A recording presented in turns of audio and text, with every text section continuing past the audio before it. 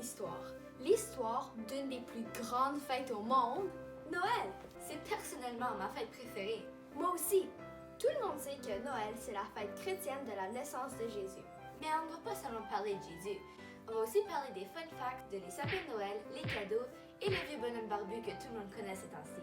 Alors installez-vous confortablement pour en apprendre plus avec nous sur l'histoire de Noël.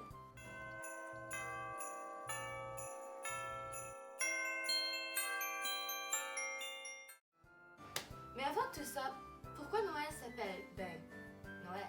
En fait, c'est parce que Noël, ça vient du mot latin Natalis Dies. Ah, ça n'a pas rapport.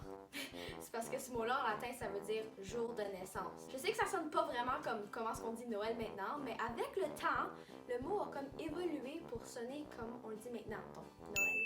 On va commencer avec un essentiel de la déco de Noël, les sapins de Noël. Mon beau sapin, roi des forêts. Il y a très longtemps, comme dans les années 100, les gens décoraient déjà des sapins. Parce que pour eux, c'était le signe de la vie.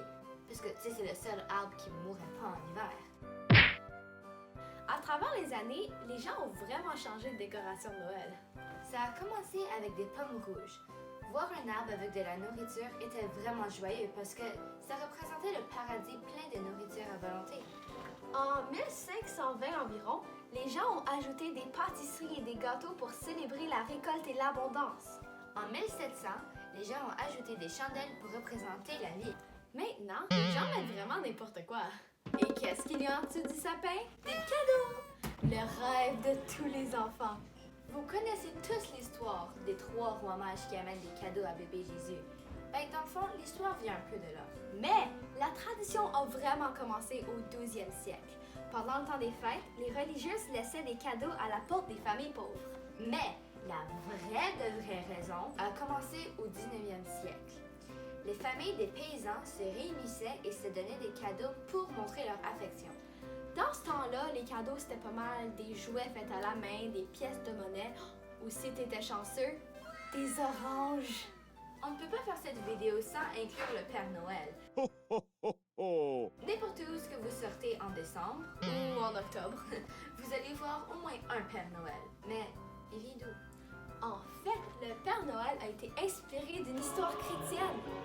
Vous le savez peut-être déjà, mais le Père Noël a été inspiré du Saint Nicolas. Saint Nicolas était un vieil homme qui était reconnu pour donner des cadeaux aux enfants. C'était pas mal le Père Noël des années 300. Ok. On sait pourquoi le Père Noël existe.